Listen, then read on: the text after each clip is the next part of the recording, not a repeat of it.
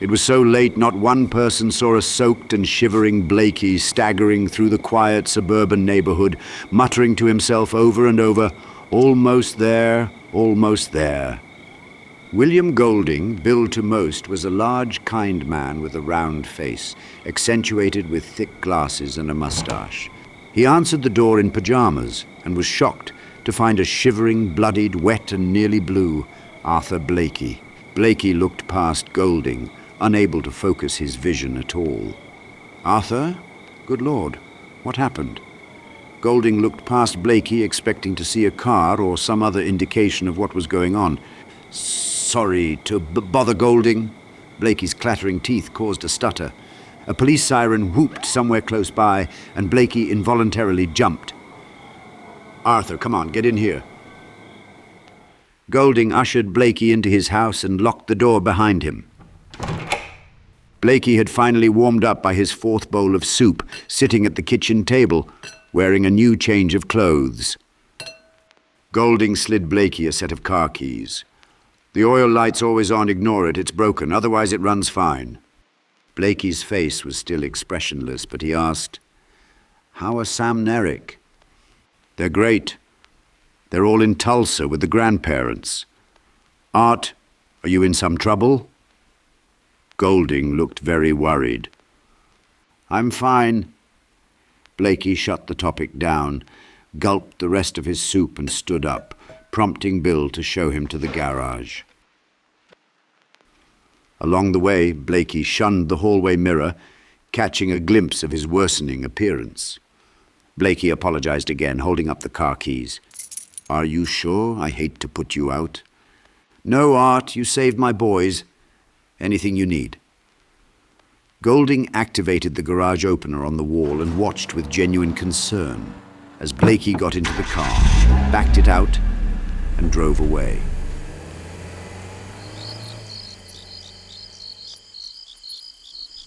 The police were at Blakey's house, joined by what Blakey assumed was the FBI. The uniformed police mingled with unmarked cars, vans, and dozens of casually dressed but authoritative-looking men and women. Blakey watched from a patch of trees 100 yards south of his house.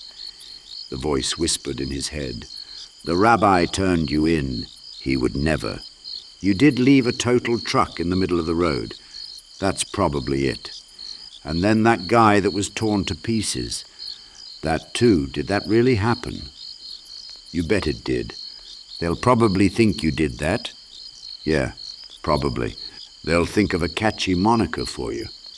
The DC Snatcher, or how about the Metro Mangler?" The vans were being loaded with boxes.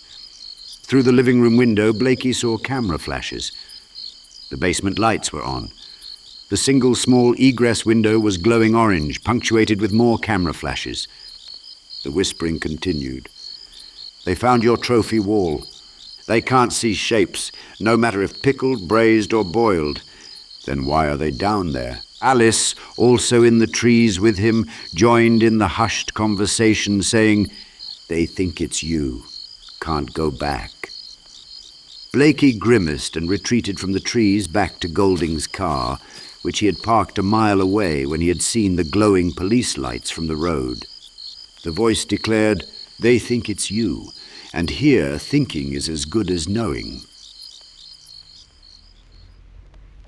As he drove away from his house, perhaps forever, the sun was rising and he heard on the radio, "Breaking news in the Pied Piper Mid-Atlantic kidnappings. 3 more children were abducted late tonight.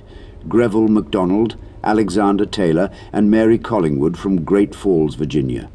The FBI has named Arthur Blakey of Ashburn, Virginia, as a possible suspect. Blakey, who has had a history of mental problems, is currently missing and presumed extremely dangerous.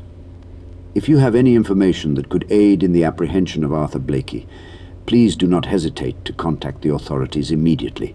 You can reach out to fbi.gov with any tips or leads you may have."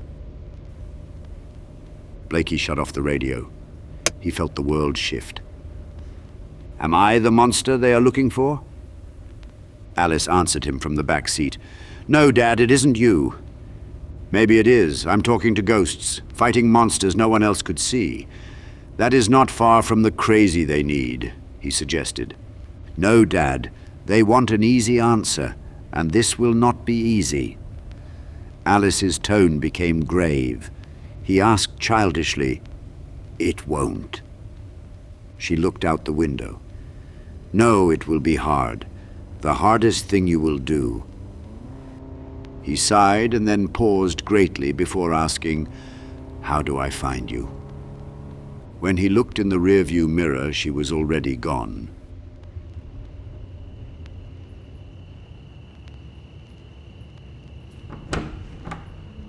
Susan wasn't surprised to see Blakey. She was too manic and went into relating what had happened since she last saw him.